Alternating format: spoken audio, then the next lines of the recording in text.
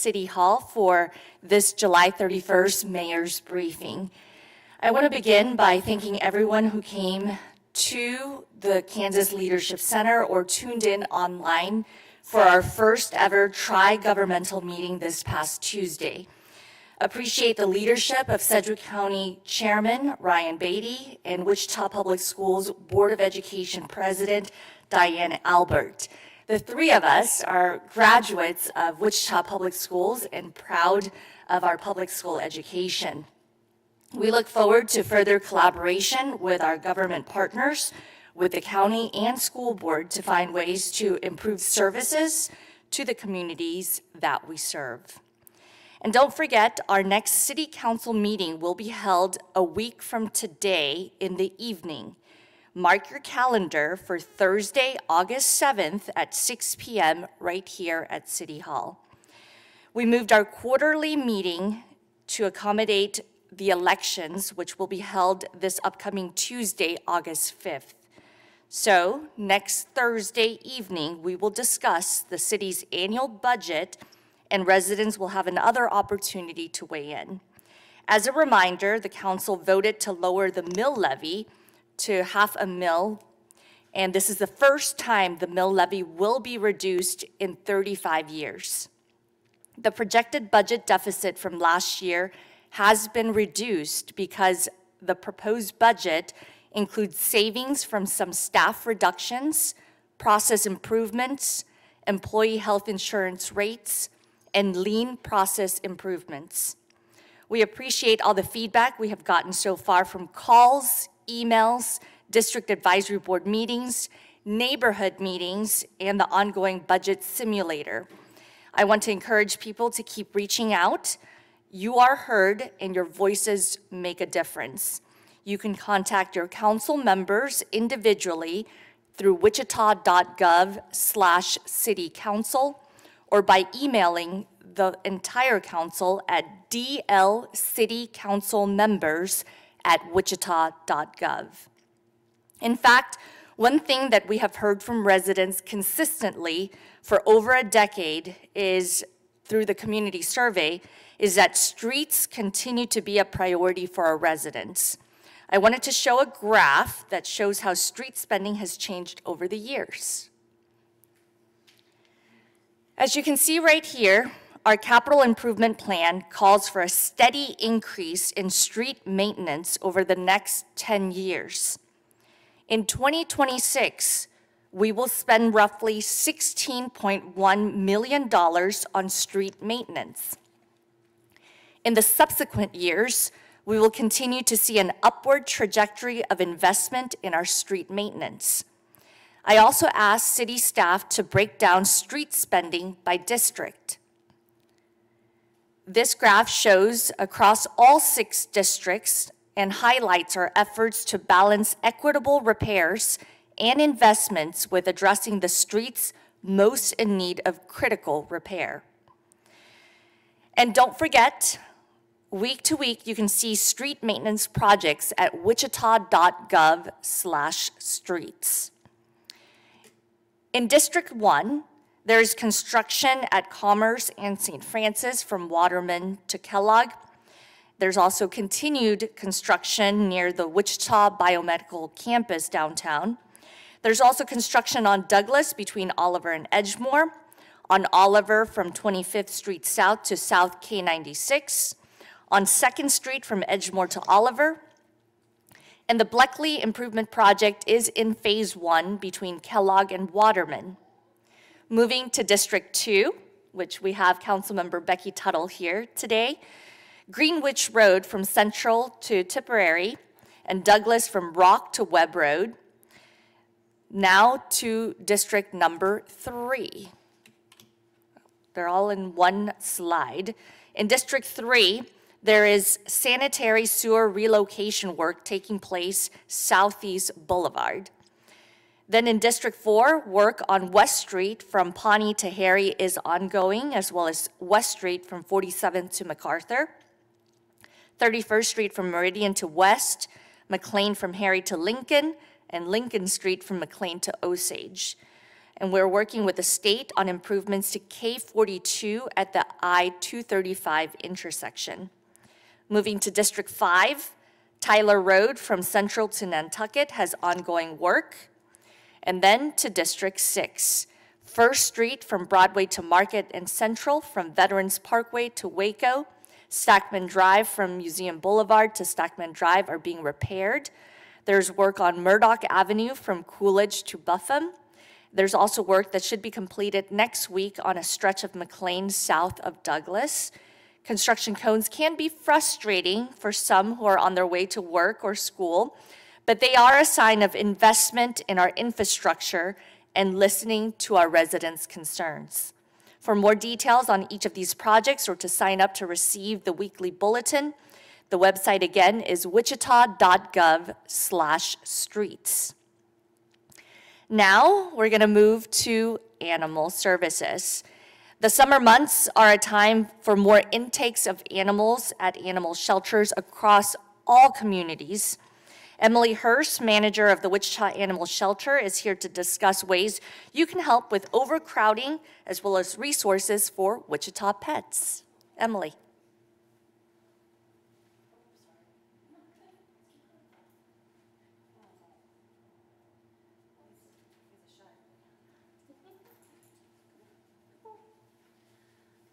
Sorry for the delay, guys.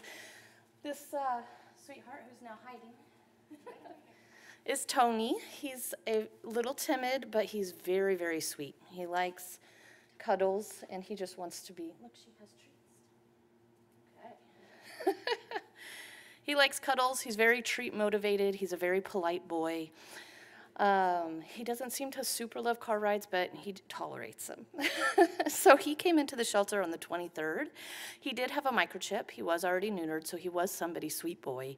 Unfortunately, the phone number on the microchip was disconnected, and we've been unable to reach the owner. So again, we really encourage our citizens to make sure that if you've lost your pet, to check our shelter, to check wichita.gov/lostpets. Because he was somebody's sweet family boy. He's only about a year old. Like I said, he's probably received most of his vetting, but he's going to transfer over to the Kansas Humane Society, our adoption partner, today. So if anybody would like to take him home, you can place a hold on him, or you can have visits with him there. As part of that, I wanted to remind everybody that the Kansas Humane Society is on our campus, right next door to the Wichita Animal Services. They are our adoption partner.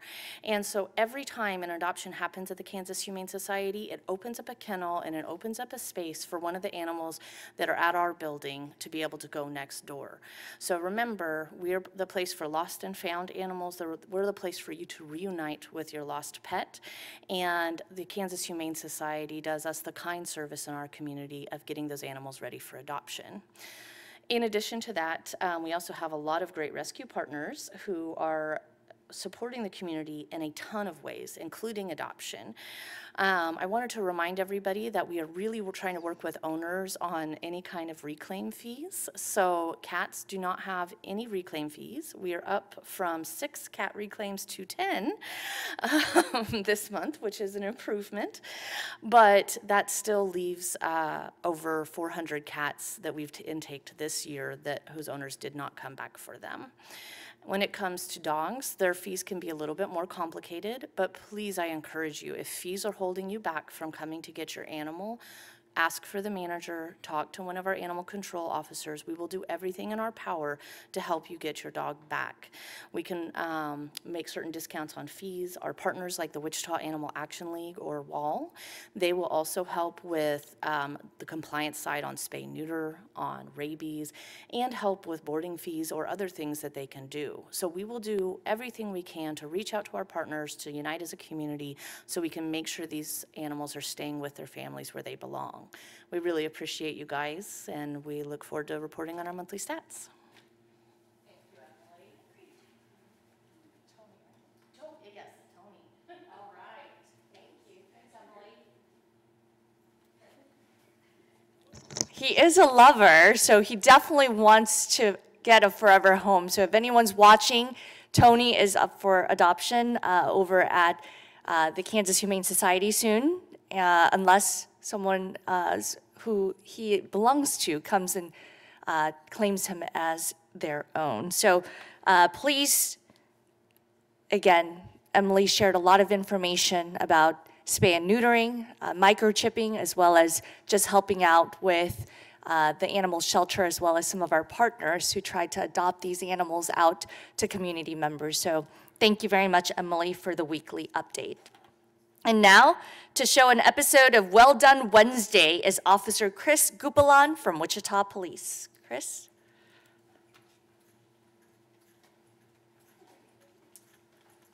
Thank you, Mayor. Good morning. I'm Officer Chris Gupalan with the Wichita Police Department and the Public Information Officer, and welcome to this week's Well Done Wednesday. So our officers from the North Community Response Team, they recently engaged in a follow-up investigation involving an aggravated assault case where a suspect brandished a firearm. Utilizing advanced flock technology, officers were able to track down the suspect's vehicle and initiated a traffic stop. Despite the suspect evading, a brief pursuit ensued, resulting in the suspect losing control of their vehicle. Abandoning it, the suspect fled on foot, but was no match for the foot speed of our officers, who quickly apprehended him, highlighting our commitment to public safety. With the aid of drone technology, officers conducted a thorough search, recovering the discarded firearm from inaccessible areas. The suspect now faces multiple charges, showcasing both the daily risks our officers navigate and our strategic use of technology to ensure community safety. Let's watch the video now and see how our officers handled this critical, intense situation.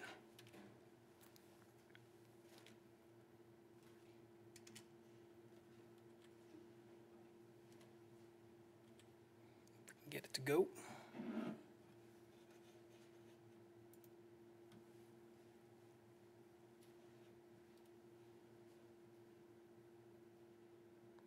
Sorry.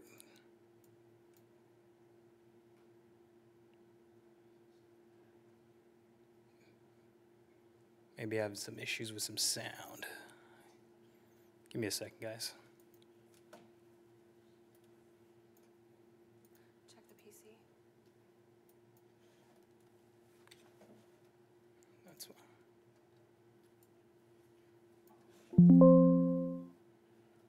Let's try that one more time. Going northbound, we are all gray, black hair, cutting back to the west. He threw the gun. He threw the gun. That way, to the west. Recently, Wichita police officers from our North Community Response Team were engaged in a follow-up investigation regarding an aggravated assault case where a suspect was reported to have brandished a weapon. Leveraging advanced flock technology, officers successfully tracked the suspect's vehicle. A traffic stop was initiated, but the suspect evaded, prompting a brief pursuit. The suspect lost control of the vehicle, leading to its disablement. Abandoning the vehicle, the suspect fled on foot, discarding a handgun in the process. Police, stop! Get on the ground! Police, stop! Get on the ground! We're running northbound, wearing all gray, black hair, cutting back to the west.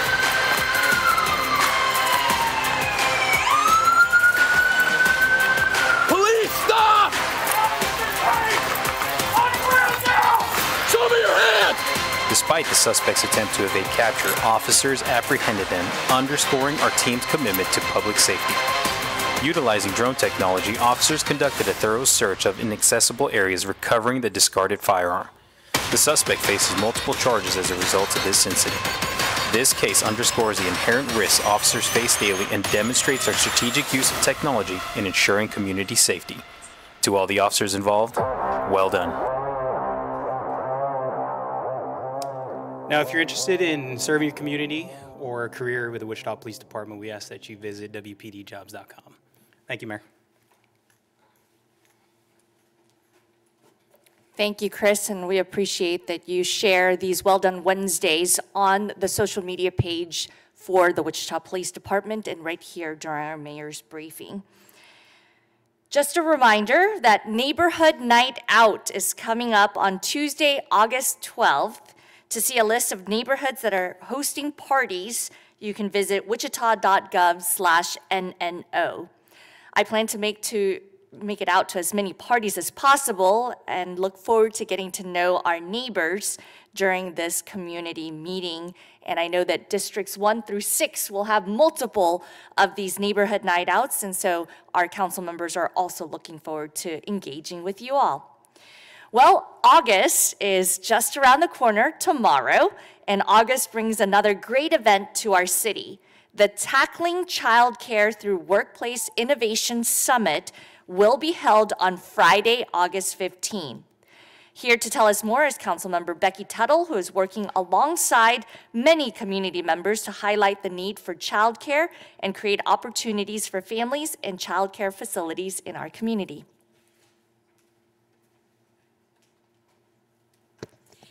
Thank you very much. I am Becky Tuttle, and it is my privilege and honor to serve on Wichita City Council representing District 2. I have some guests with me today. If you would like to come forward and join me, we have guests here who are also involved in this project and part of the planning team from Child Start, from the Greater Wichita Partnership, from the Workforce Alliance of South Central Kansas, and from the Wichita Chamber of Commerce. So thank you for all your work, and thank you for joining us here today. Childcare, as many of you probably know, is truly a passion for me. I say consistently that our early learning educators are not babysitters. They are not in the babysitting business. They are in the brain development business. The children who are in our childcare programs today will be our next doctors, our next firefighters, our next teachers, and maybe even our next elected officials. We also know that this is not a woman's issue. This is not a family issue. Childcare in our community, across the state and the nation is an economic development issue and a workforce issue. And we hear that consistently from employers across the region. Last summer, we had an event, a summit for childcare providers, early learning educators, and for work sites, and it was extremely well received, and we were asked to plan for a second event.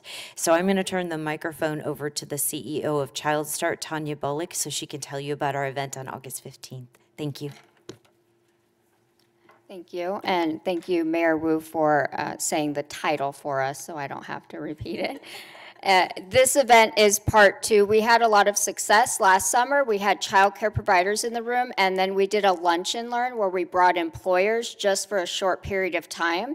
When that event ended, the employers told us they needed more, and so this event is very specifically targeted towards employers. We currently have 112 registered, and what you can expect for this event is we're going to discuss different things like actionable ways to support childcare providers, but sustainability, because workforce and our economic development is suffering right now.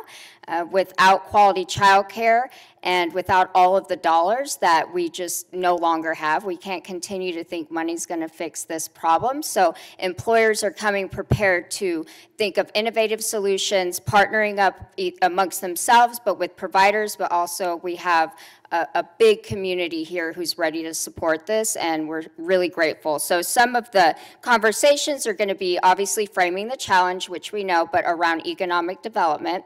We're going to discuss the scary, ugly tax credits that are just an issue as well, unfortunately, in the state. We're also going to have panel members, and all of these are employers. We're going to fly some folks in, some experts from out of the state who are going to help us bring other ideas and resources and solutions, and the goal is to extend this and replicate it across the state. I can tell you we already have a lot of the people registered are from across the state, so it's not just local, but we have people even coming from the governor's office as well. So we're really excited, and August 15th, 9 to 1 p.m., breakfast and lunch included at Botanica. If you want to look at registering, you can go to Event Create, and I do have to say the title. The Business of Care, Tackling Childcare Through Workforce Innovation. So if you look that up or you call Child Start at 316-682-1853, we can get you signed up. We will close registration August 13th. This is a free event. Also, I do want to add that. Thank you. Thank you. Great job. Thank you so much.